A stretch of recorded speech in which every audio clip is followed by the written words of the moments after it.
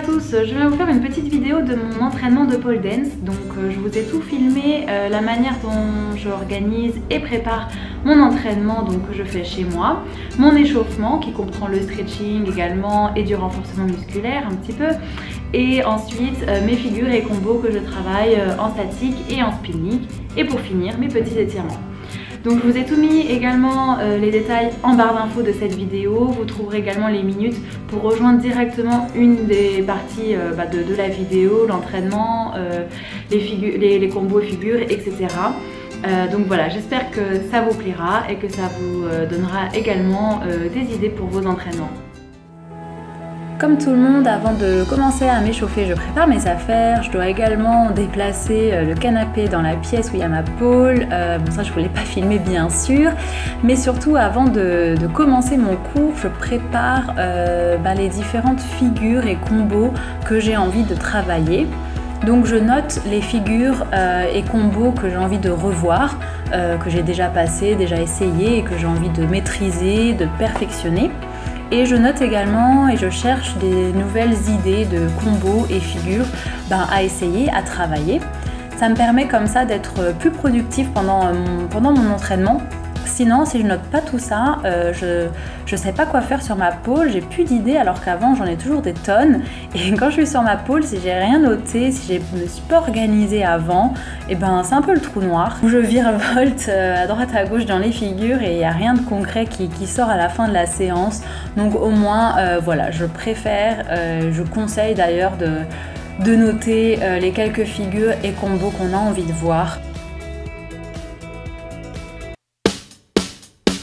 Allez, c'est parti. Maintenant qu'on a bien préparé son cours, on peut s'échauffer. C'est le plus important avant de démarrer quoi que ce soit pour éviter de se blesser. Et puis, je sais pas pour vous, mais moi, si je m'échauffe pas, si je fais pas un bon échauffement, un peu de renforcement musculaire, un peu de stretching, sur la pole, je suis incapable, quoi. Je fais rien du tout. Donc, pour moi, l'échauffement, c'est vraiment, vraiment crucial.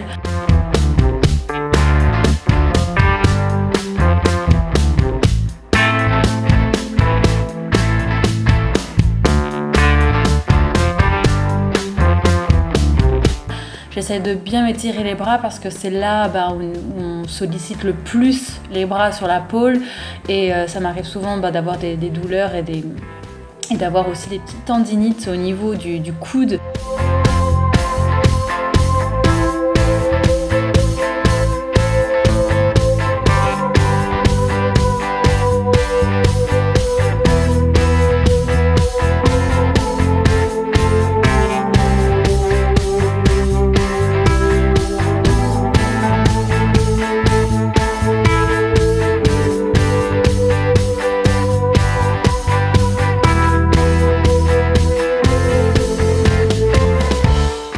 Un peu à faire du stretching au niveau des jambes pour travailler un peu les écarts. Ça me permet de travailler ma souplesse en même temps et puis c'est quand même assez utile pour certains exercices de pole, certaines figures. Je pense au jade par exemple, c'est pas top, donc du coup j'en profite pour bien travailler ma souplesse. Je fais aussi une autre séance de stretching plus en profondeur, on va dire, pour vraiment m'améliorer sur mes écarts. Mais là, c'est vraiment, ça fait partie plus d'un stretching, on va dire, actif juste avant de commencer la pole. Donc c'est un peu différent qu'une grande séance de stretching où je prends 1 heure pour travailler juste mes 2 écarts latérales.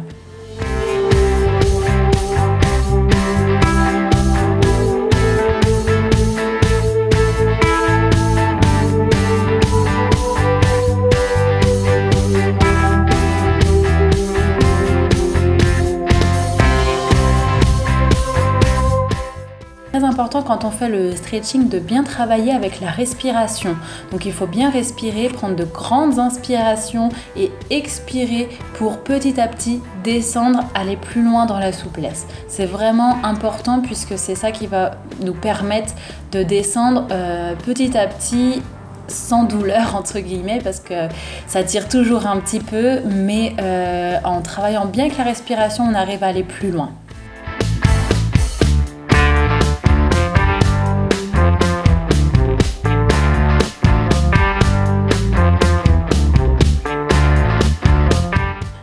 important de faire les poignets également. On pense pas assez souvent, mais je le fais régulièrement parce que j'ai eu quelques élèves en cours de pole qui ont eu des petites tendinites au poignet.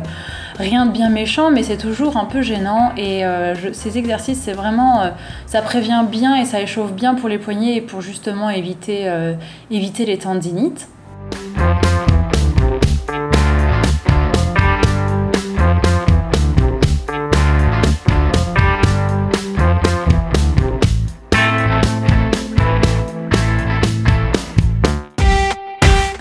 Et là j'attaque le renforcement musculaire, donc après la petite phase d'échauffement stretching, donc je travaille toujours les abdos, c'est important, ça permet voilà, de renforcer les abdos et puis aussi toujours dans l'optique d'être échauffé, de pouvoir se soulever ensuite sur la pole.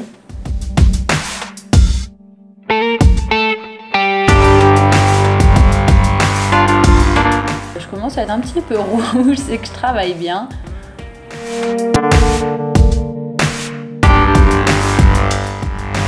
Je continue un peu avec les bras.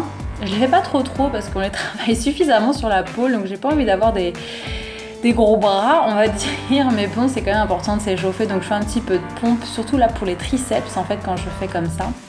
Et j'aime bien enchaîner pour faire un peu les bras et continuer à m'échauffer, à travailler les handstands. Allez, c'est parti avec la pole, mais avant, passage obligé, nettoyage de pole et grippe, etc. Tout ce qu'il faut pour pas glisser.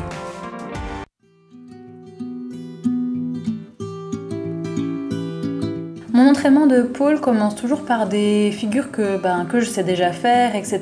qui permettent un petit peu toujours de continuer en fait mon échauffement, mais sur la pole. Donc là, j'attaque par des handstands, enfin sur les avant-bras.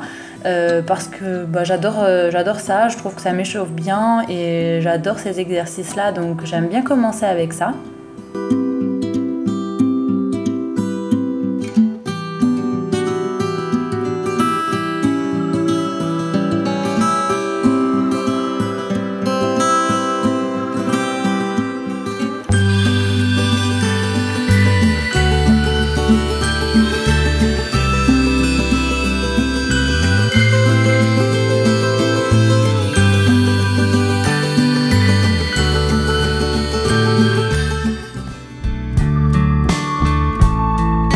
Et puis j'enchaîne avec les choppers, essayer de travailler les deux côtés, son bon comme son mauvais côté, même si c'est moins drôle. D'ailleurs, on voit tout de suite la différence. Mais c'est un exercice que je déteste, mais je le fais à chaque fois. Enfin, j'essaye de le faire à chaque fois. Ça échauffe très bien.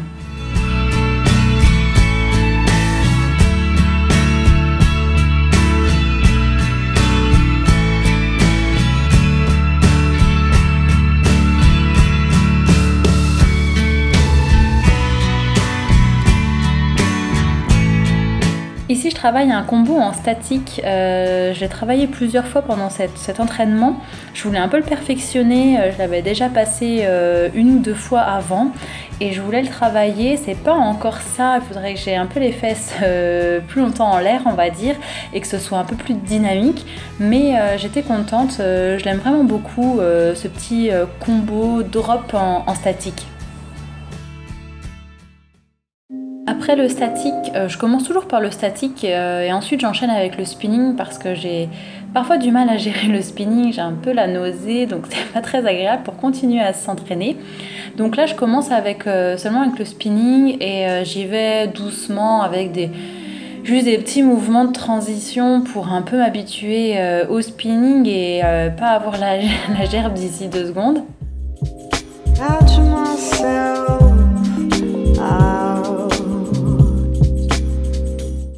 Et oui, alors là j'ai carrément cassé la lampe. La lampe est définitivement trop basse. J'ai shooté dedans et voilà, faut faire avec.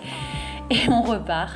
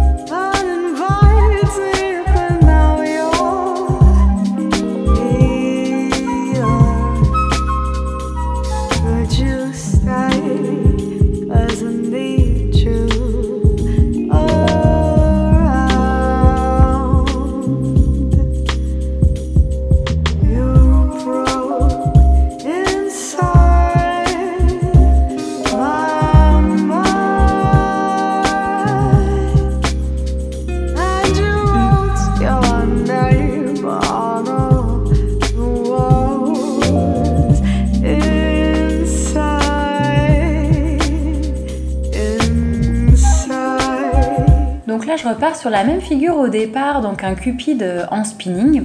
Et en fait, j'avais vu une vidéo, enfin plusieurs vidéos de ce petit mouvement que je suis en train d'essayer de faire. C'est la première fois que je l'essayais, je l'avais jamais vu. Et d'ailleurs, je connais pas le nom de cette figure qui est une catastrophe là quand je l'essaye. Donc si vous avez le nom de la figure, je la veux bien parce que j'ai pas trouvé de tuto, etc. Il faudrait que je demande aussi aux filles au pole dance, mais j'ai pas retenté depuis cet entraînement là. Et honnêtement, j'ai pas trop compris le truc. Là, sur la dernière tentative, une des dernières tentatives, ça allait un peu mieux. J'ai un peu compris comment bloquer ma jambe, mais c'était pas ça non plus.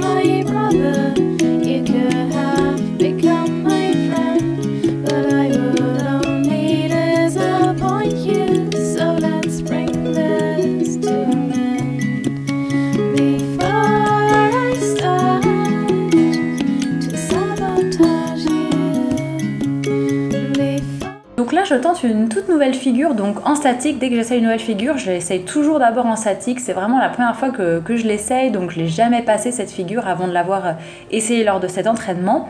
Donc en fait il s'agit du Dragon Tail, je ne sais pas si vous allez remarquer parce que là c'était un peu la cata, avec ma main dans le dos, je ne savais pas quoi faire, je n'étais pas bien du tout. Donc j'ai dû regarder encore quelques petites vidéos, essayer de me faire à l'idée de comprendre le mouvement. Honnêtement, je n'étais pas très à l'aise avec, je l'ai réessayé mais vraiment plein de fois, je vous ai pas tout montré.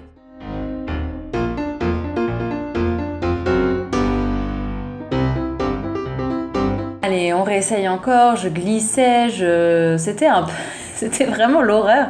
Mais finalement là, ce dernier essai est quand même pas... Enfin, ces derniers essais sont pas si mal que ça, mais il faut vraiment que je la refasse à plusieurs reprises. Il faut que je la fasse 50 fois pour vraiment la maîtriser et me sentir à l'aise. Et une fois que je serai à l'aise en statique, je pourrai la passer en spinning.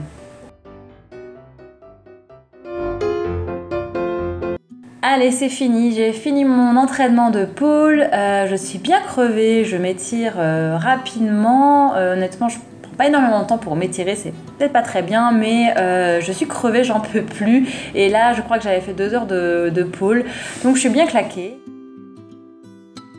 Voilà, la vidéo est terminée, donc comme vous avez pu le voir, c'est vrai qu'à la fin je ne m'étire pas énormément après la séance de stretching, mais ça me suffit parce que j'ai mal partout, je suis claquée et ça me fait pas forcément un bien fou de m'étirer après.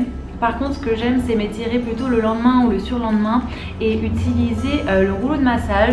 Donc c'est vraiment hyper efficace. En fait, c'est avec le poids du corps, on va venir rouler et il y a des petits crans, etc. qui vont vraiment dénouer, surtout pour moi en tout cas, les épaules, les omoplates, le dos, etc. Là où je suis le plus coincée, on va dire.